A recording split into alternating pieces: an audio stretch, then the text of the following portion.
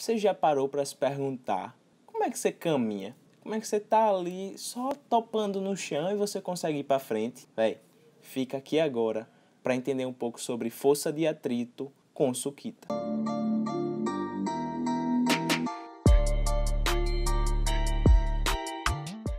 Então bora lá, você já deve ter ouvido, eu tenho certeza que você já ouviu falar sobre atrito, sobre a força de atrito.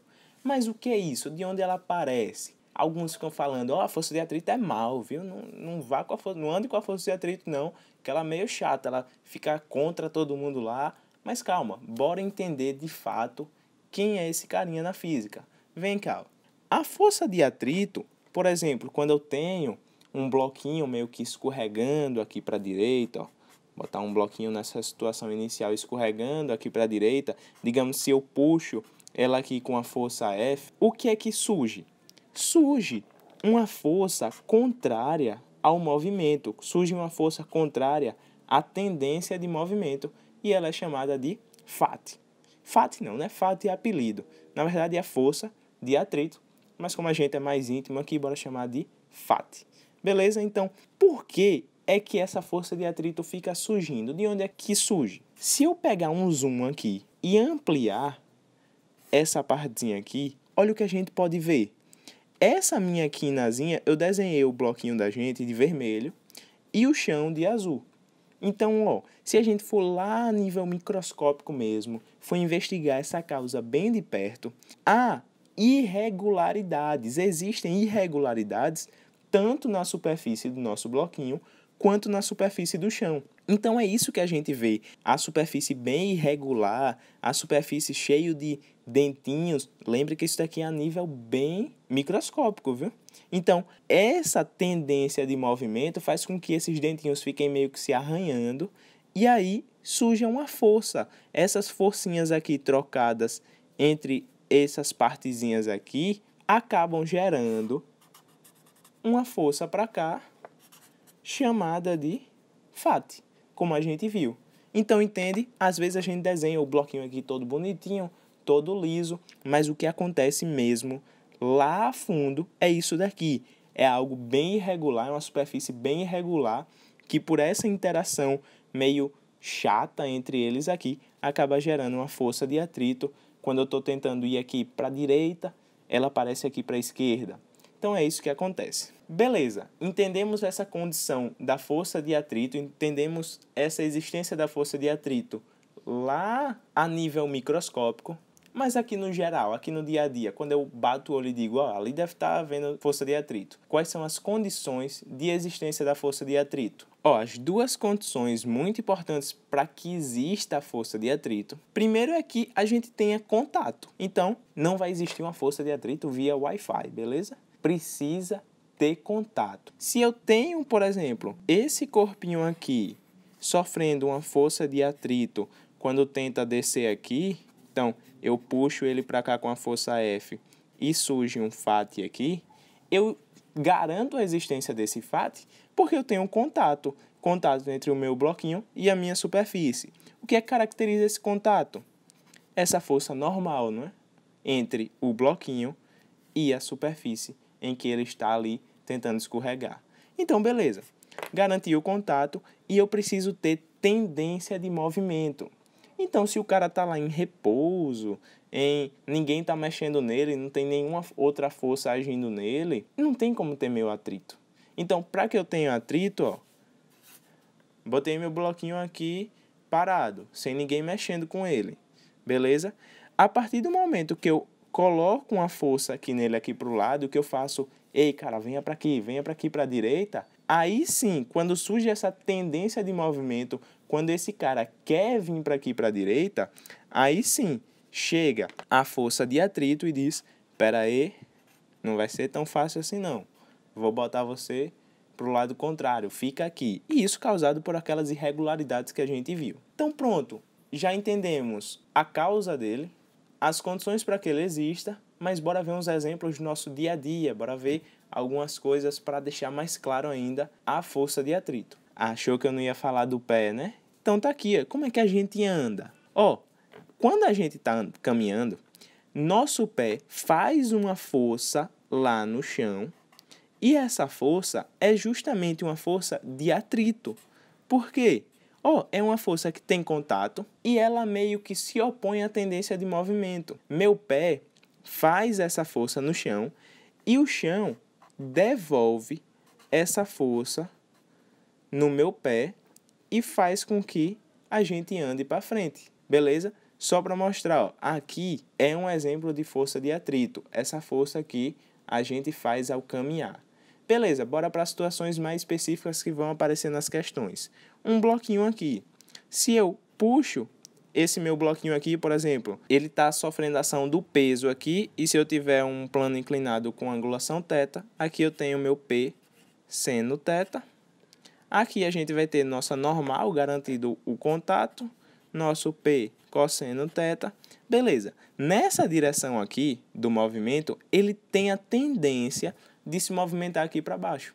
Se ele tem a tendência de se movimentar aqui para baixo, quem aparece? O atrito. E como ele aparece?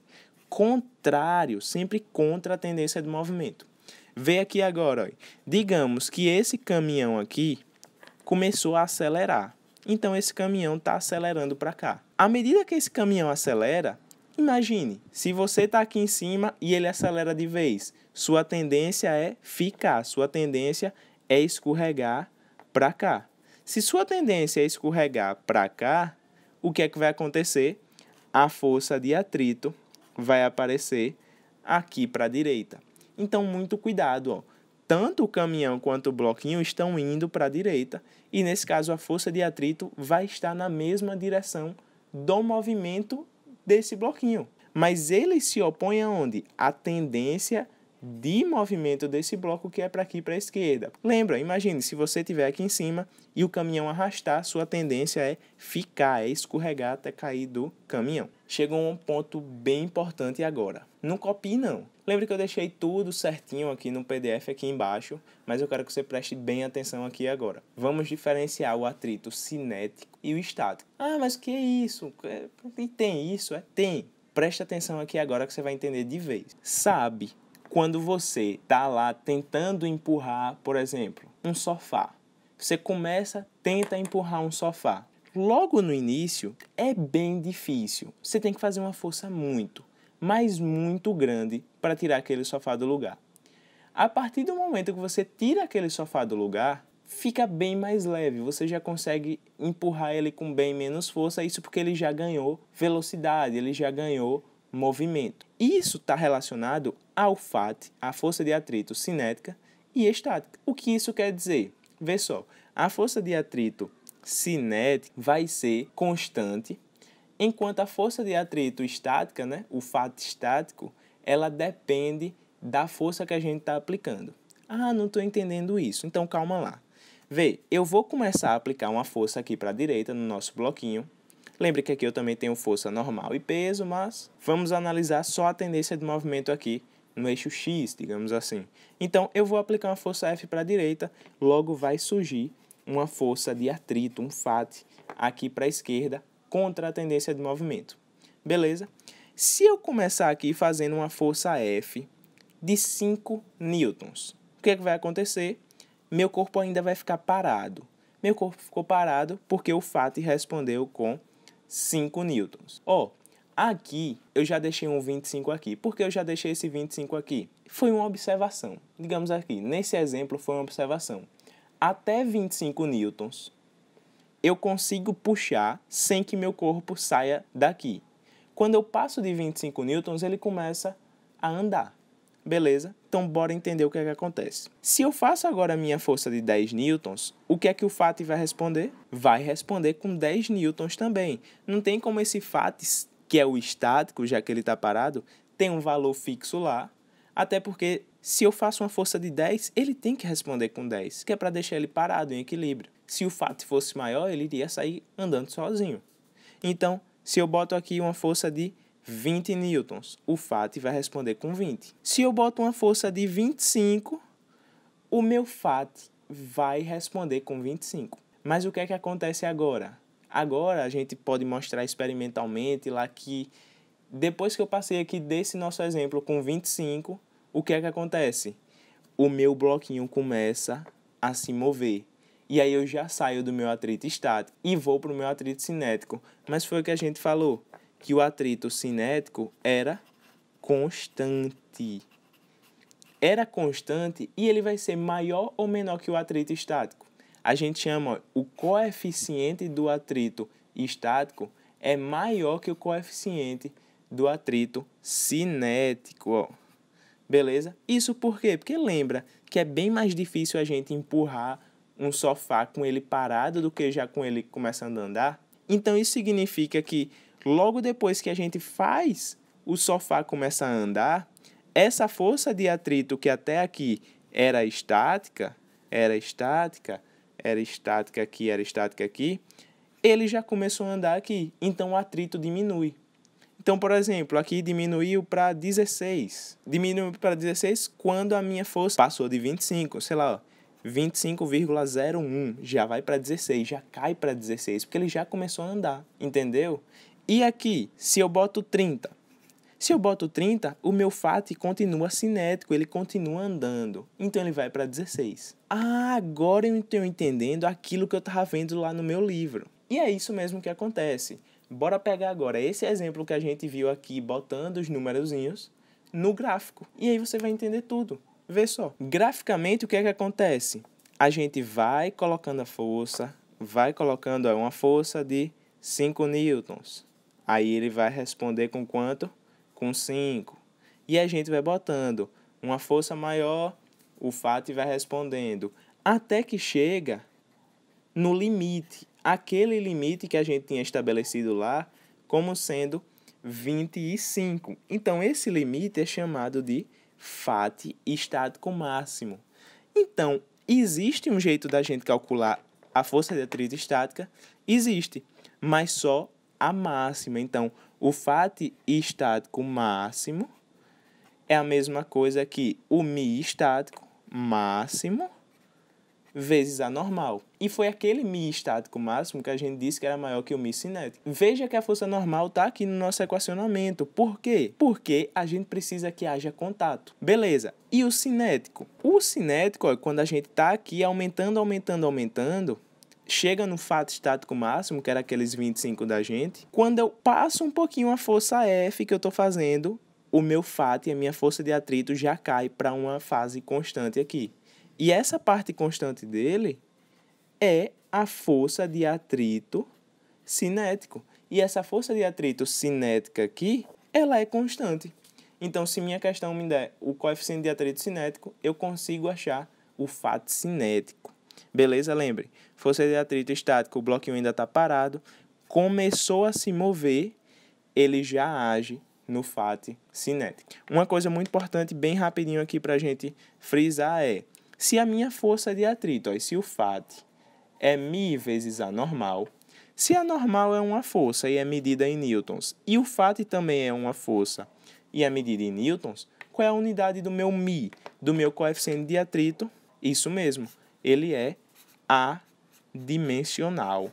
Então, não tem dimensão o meu coeficiente de atrito. Tranquilo? E antes da gente passar para uma questãozinha bem rápida, para a gente treinar isso daqui, deixa eu te fazer uma pergunta. Imagine que você está empurrando uma geladeira. É mais fácil você empurrar a geladeira em pé ou deitada? Você deve estar pensando aí, velho, quem é que deita uma geladeira? Mas, só para dar um exemplo aqui, você prefere, é mais fácil, empurrar uma geladeira deitada ou em pé?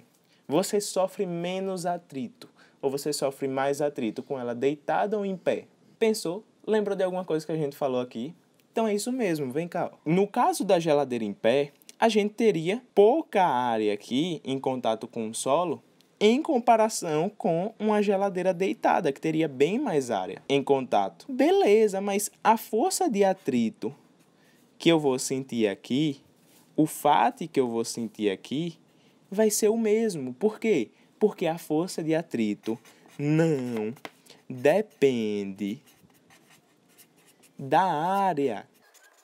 Então, a força de atrito não depende da área de contato do meu bloquinho com o solo. Então, é isso mesmo. Não cai em pegadinha, que geralmente aparece nessas questões. E bora aqui fazer logo a questão. Não pause o vídeo agora não, para ficar copiando. Lembre, eu já deixei aqui na descrição um link com PDF com um resumo lá. Depois veja lá, viu? Mas já deixei tudo copiado. Vem ver essa questão aqui, ó. As caixas A e B da figura abaixo têm massas 20 e 100 quilos. Então já bora logo, já bora fazendo, ó. Se a caixa A tem 20 quilos, e eu já vi aqui que meu G é igual a 10, qual é o peso desse cara aqui? 200 newtons. Beleza. Ou uma coisa que a gente tinha feito aqui, quem é esse cara aqui? Quem é o PX dele? É o P seno de 30. Então, o peso desse cara, desse B aqui, vai ser 1000 newtons, né? Porque se a massa é 100, o peso dele vai ser 1000 newtons. Então, aqui, esse PX aqui vai ser 1000 vezes o seno de 30. Então, esse PX vai ser o 1000 seno de 30. Seno de 30 é 0,5. Então, esse PX aqui vai ser 500 newtons. Então, esse cara aqui, 500 newtons. Beleza? Então, ó, eu tenho 500 newtons puxando para cá e 200 newtons puxando para cá, puxando ele para cá. Então, o que é que acontece? Esse cara em B aqui, ele tem a tendência de movimento para aqui descendo. Logo, surge uma força de atrito para cá. Beleza? Até aqui você já entendeu, né? Pronto. Agora, bora ver o que a questão nos dá. Olha o que ele fala, ó. Se o sistema se encontra em equilíbrio estático, ou seja, se ele está em equilíbrio estático, ele faz com que isso daqui esteja parado. Então, determina a intensidade da força de atrito que age na caixa B. Olha o que ele dá. Ele nos disse que o coeficiente de atrito estático é 0,5. Por que ele faz isso? Que é para você ir lá, todo afobado, e fazer μ vezes a normal.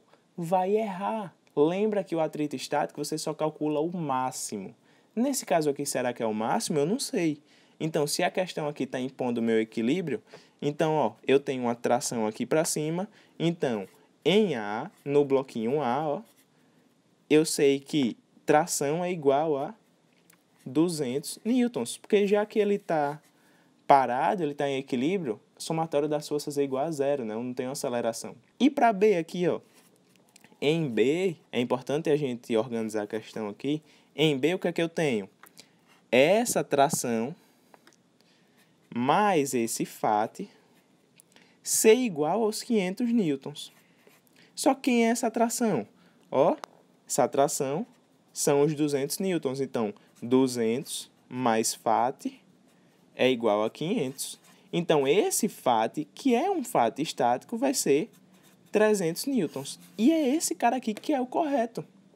Ah, mas por que foi tão fácil assim? O que é que a questão queria que eu fizesse para errar? Vou te mostrar como é que erra, viu? É importante mostrar como você acerta, mas é importante mostrar como é que erra também, que é já para você não fazer isso. A gente não tem essa normal aqui. Essa normal é igual a esse PY. Beleza? Se essa normal é igual a esse PY, o que é que você quer? Olha, vou errar aqui, olha. Como é que erra, olha? Errar. Para você errar é assim, ó. A normal é igual ao PY, então o normal vai ser igual a 1000 vezes cosseno de 30, que é, sei lá, um 0,87. Isso daqui vai dar 870 newtons. Então, se a minha normal é 870 newtons, quem seria o meu FAT estático? O μ estático vezes a normal. Beleza, só quem é meu μ estático vezes a normal? μ estático é 0,5 e a normal foi 870. Isso daqui daria 435 newtons. Aí você marca isso e vai embora, mas está errado. Isso daqui representa o quê? O FAT estático máximo.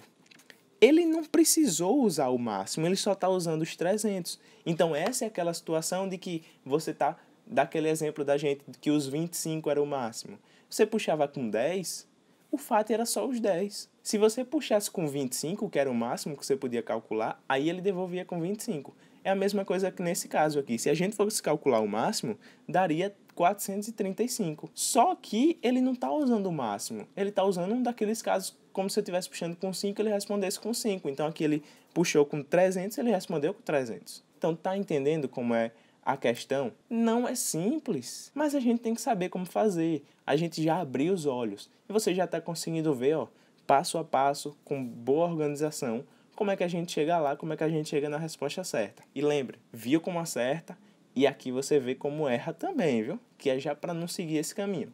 Gostou desse vídeo? Já deixa o like aí, lembra de se inscrever no canal e ativar esse sininho para receber as notificações. Ah, não esquece daquele PDF que eu comentei não. E comenta aí embaixo. Oh, questão difícil, questão fácil. Gostei de ver como erra, gostei de ver como acerta. Então, comenta aí e vamos que vamos.